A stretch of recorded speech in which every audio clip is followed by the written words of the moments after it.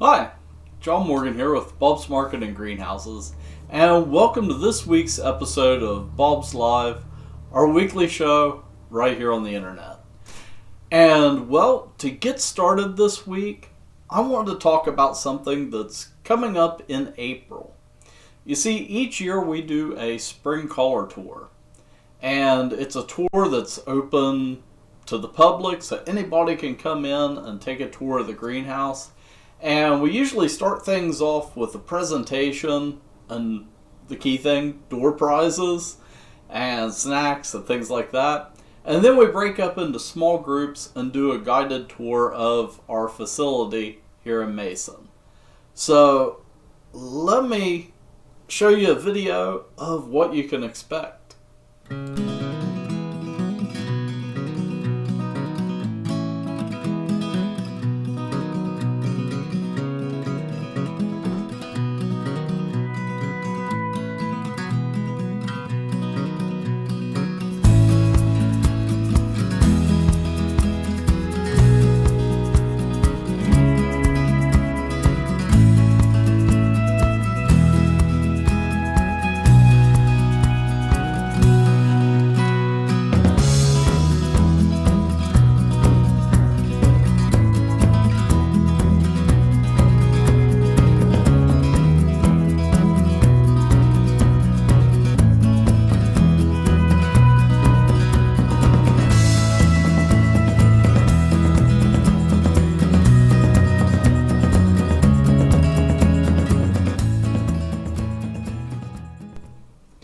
Alright, so the tour is going to be on Saturday, April 18th at 2 p.m. And I had at the end of that you can learn more over at the website, but I haven't got the page live yet for the spring color tour. So I should be getting that up and running in the next day or so. I've got to do some stuff with forms in the background. Because I do like to have a sign-up form where if you're thinking about coming, you can sign up, and that helps give us an estimate when it comes to planning for snacks and door prizes and all that good stuff. So, with that being covered, let's move ahead to what I wanted to talk about this week. And if you're watching the live stream, you've probably seen the title of it, which is Christmas Cacti After Christmas. So I've got a couple Christmas cacti here. I've got this little guy that we actually talked about right before Christmas. And he's got some not so great looking leaves on him. So this one, it kind of needs a little bit of TLC. I've got that one. And then I have this one that's older, and unfortunately I went on vacation a couple years ago and didn't water it, and it kind of died out in the middle. So my plan today is to trim it back and actually take the trimmings and start them in the center of this pot to get it to kind of regrow in the center. And then probably after a couple years of growth, it'll be ready to pot up into a bigger pot. Christmas cacti, they're one of those plants that actually grow better if they're a little bit root bound.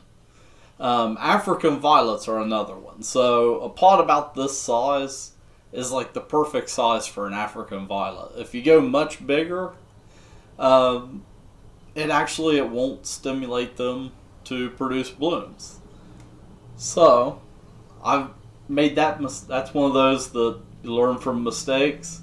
I did that early on. I thought, I'll plant this African violet in a bigger pot. I'll get a bigger plant. And no, that's not the case with African violets. So yeah, they do like to be a little bit root bound.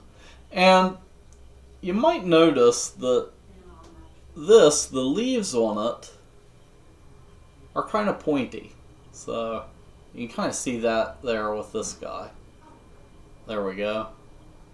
Where the tips of the leaves are kind of pointy. And That's because there's a few different types of Christmas cactuses, and sometimes we break them up into Thanksgiving cactus, Christmas cactus, and Easter cactus. And two of those are in the same genus, and then the other one's a totally separate genus. But they're all bred so they breed, or so they bloom at different times of the year. So, if we take a look here, and I got this over at worldofsucculents.com. So, thanks to them for their great illustration here of the difference between a Thanksgiving cactus, Christmas cactus, and Easter cactus. So you'll see the Thanksgiving and Christmas cacti, they're both part of the genus Schulenburgia, or Schulenburger. Yeah, that's a fun word to pronounce. But there's Truncata and Bridgesii. I love scientific names.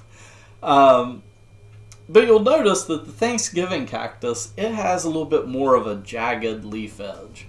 And that's generally what most growers will have. So this is actually a Thanksgiving cactus. And you can see right there that nice jagged edge on the leaf. And that's because these, they tend to hold up better in shipping. And it's also, they have a little bit longer of a period where they bloom. Where Christmas cacti, it's a little bit shorter of a bloom time. And then Easter cacti, they're a totally separate genus, and they bloom later in the spring. But all of these, little nose itch there, I don't know. All of these are not really what you would think of as a traditional cactus. Mainly because they don't grow in deserts. You actually find these growing in forests. And they're an epiphyte, which means that they grow on other plants. So this guy, you might find him in the crook of a tree where two limbs split off and some plant materials got caught in there, and that makes the perfect place for one of these to grow. And then it'll kind of spill down over the side and just be happy right there in the tree. They'll also collect in rocky areas. So, yeah, kind of in the cracks and stuff in rock formations. And that's where they're most at home. So, that kind of gives you a hint as to the type of soil that they do best in. So if they're growing up in a tree, you know, it's going to be a really well-drained soil that's mainly composed of organic matter. So I've got this guy in a potting mix that drains really well. So that way, water it, and whenever you water it, if you end up with water left over in the tray, kind of like with fiddle leaf figs, you want to get rid of that water because these guys do not like to have their feet wet. So, when it comes to pruning these, and you can prune them for a number of reasons. If you've got damaged leaves, I lost that one that's damaged. I'll find it here in a second. If you've got damaged leaves, you can prune them back. If they start to get kind of too long, I've seen ones that, you know, they're just hanging down over the pot, almost touching the floor. Some people, they make nice stands for them. But if you have a specimen like that, you might want to trim it back. And what that will also do is promote it to branch. So you can see right here where I have one segment and it's branched out into two segments. So by trimming it, it promotes branching. And also, you can take those and root them. So when it comes to pruning them, it's really easy to do. I mean, it's literally a snap. Now, I'm going to show you that here in just a second. Actually, well, I can do it with this one. let me find that one that's damaged right here. So I want to get rid of that. All that I need to do is just give it a nice little twist and it pops right off.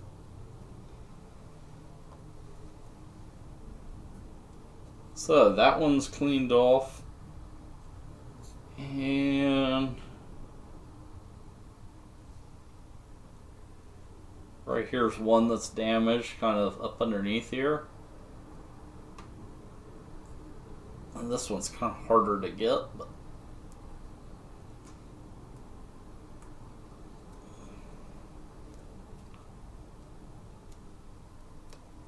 there we go.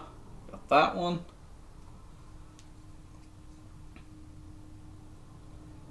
And I think this one's okay.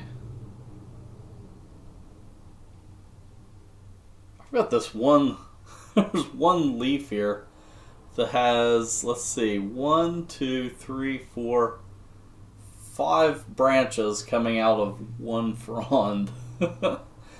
So, wow. I think I'm going to leave that just to see what it does. Let me switch to the other one. And let me go to just the camera. So that way you can see it a little bit better. Now this is my guy that I kind of tortured a few years ago.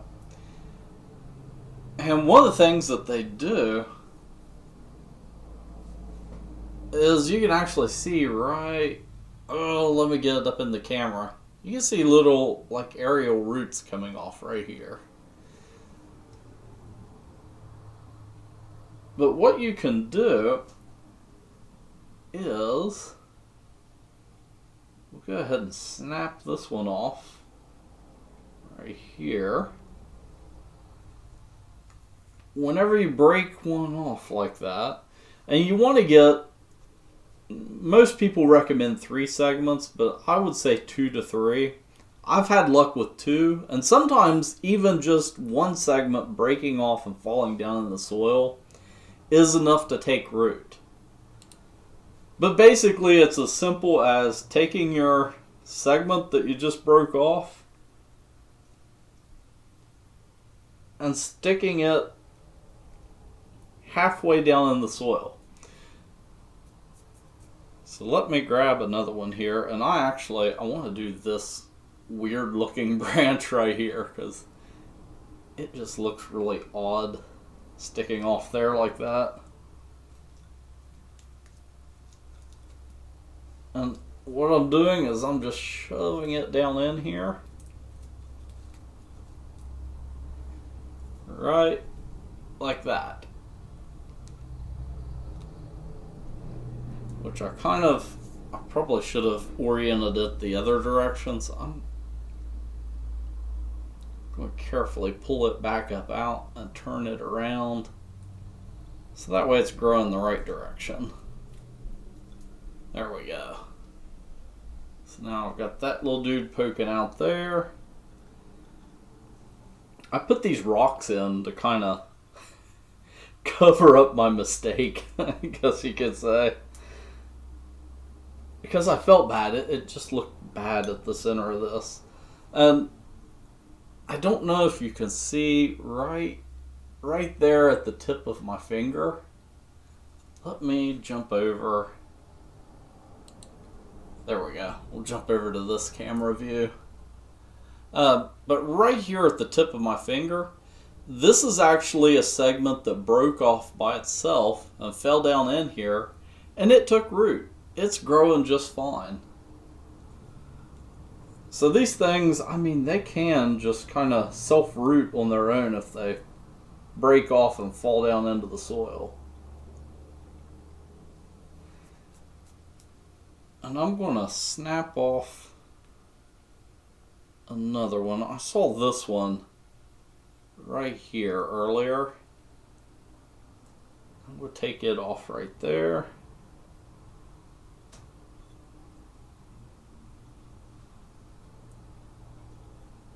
And I'm just shoving it down in right here. And that's really all there is to it.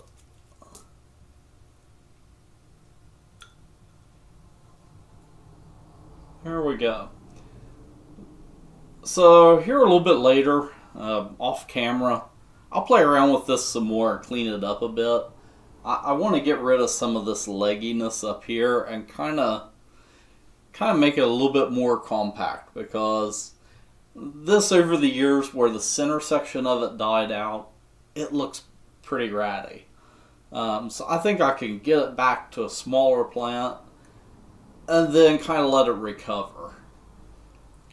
That being said, though, to force your Christmas cactus to bloom, so later on in the fall, once we get into August and September, you actually kind of want to ignore your Christmas cactus and mistreat it, because that's what's going to trigger it to bloom. Because in nature, these guys go through a dry season, and then whenever the rainy season starts back up, they're like, yay, it's time to reproduce. So that's when they start to bloom.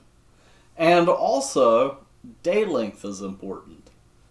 So once you get into August, you need to cut back on water, and then also make sure they're getting at least 10 hours of darkness a day. So what I do is I have this cube organizer over here. Let me see if I can... Oh, this might... I'm not going to do that. I was going to grab the camera and move it, but yeah, no. But basically, I have this cube organizer, and I can put these guys inside of one of those fabric little cube organizer things and slide it into the shelf and put it in the dark for 10 hours. So when I leave in the evening, I'll put it in darkness, get it out in the morning, and that'll trigger it to set blooms, and hopefully then by Thanksgiving, Christmas time, it'll start blooming. And these do bloom for quite a while. So this one, it's a few different plants here growing out of one pot. This side over here, it bloomed right around Christmas. But this plant on this side actually has buds coming out on it, and it's getting ready to bloom now. So I've had blooms on these between these two plants from Thanksgiving all the way through till now. And Christmas cactuses, I'm just gently setting that down. Christmas cactuses, they're really easy to care for. And they're a great starter plant because they're really forgiving. If you forget to water them, they'll let you know. They'll get kind of droopy and not so happy. But just give them a little bit of water and they'll perk right back up. And they're really easy to take care of. So that is caring for Christmas cacti after Christmas. So right now is the time to prune them. And if you're pruning them, you can do what I did and take those cuttings and plant them and get more Christmas cacti. So, well, until next time, keep growing.